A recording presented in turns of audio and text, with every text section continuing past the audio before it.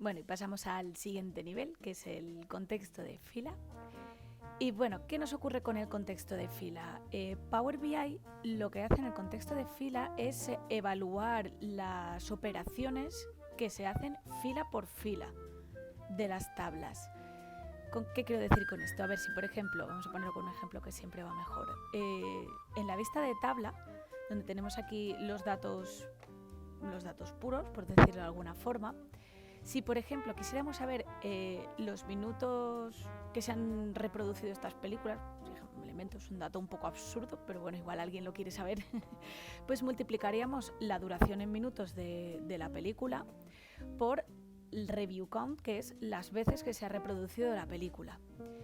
¿Qué nos pasa? Que en la vista de tabla, donde tenemos nuestro dataset, Power BI realiza la multiplicación iterando, es decir, que para cada fila realiza la multiplicación. Entonces, si creamos una columna calculada, vamos a crearla para que podáis verlo mejor. Nueva columna, minutos reproducidos.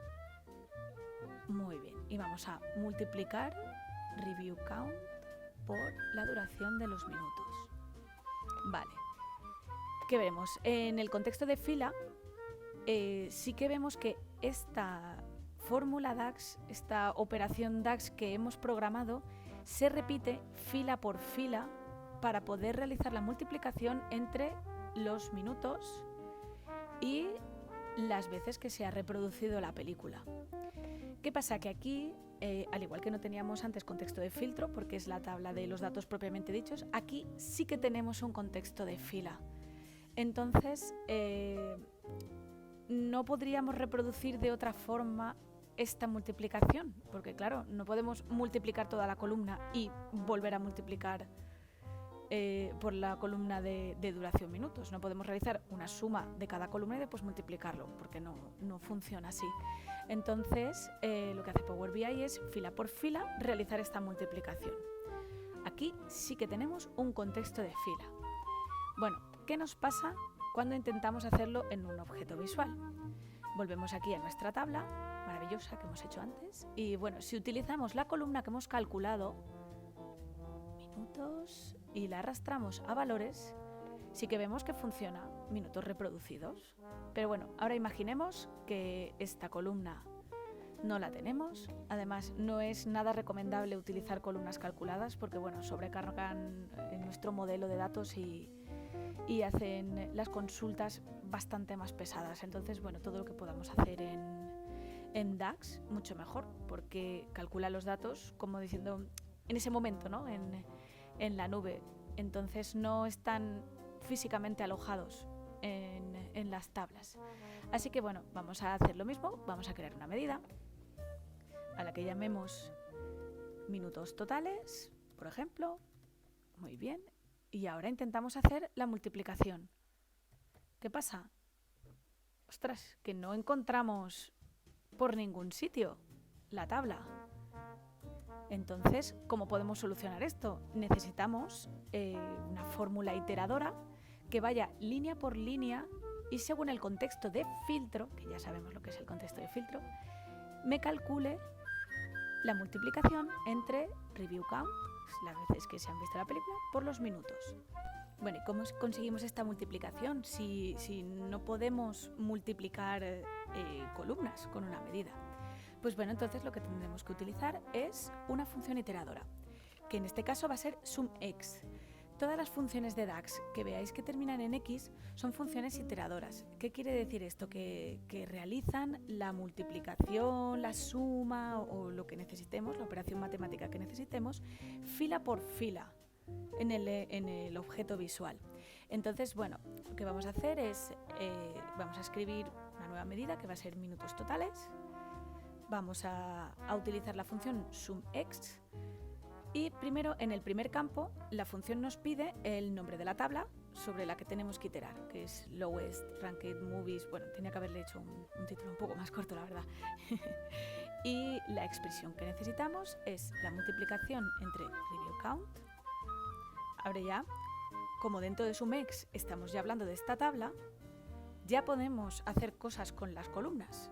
Entonces, pues vamos a multiplicar repeat count por la columna de los minutos, duración de minutos. Entonces aquí ya tenemos nuestra función que, arrastrándola al objeto visual, nos arrojará el mismo resultado que cuando teníamos la columna calculada.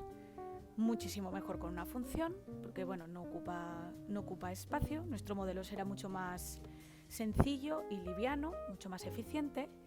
Y además, aquí ya podemos diferenciar los dos contextos. Tenemos un contexto de fila en el que hemos utilizado la función minutos totales, la medida, y un contexto de filtro por los años en el que podemos ir filtrando el rango de fechas que queremos de las películas. Nos aparecerá las películas que entran dentro del contexto de filtro años, y después en cada fila que tenemos el contexto de filtro del nombre de la película se realizará un contexto de fila que será el iterador con el que hemos hecho la multiplicación, en el que hemos utilizado una función iteradora para que nos repita la operación matemática fila por fila dentro del objeto visual, y un contexto de filtro. Bueno, más concretamente dos contextos de filtro, porque el primer contexto de filtro que encontramos es el objeto visual de segmentador, en el que el slicer nos permite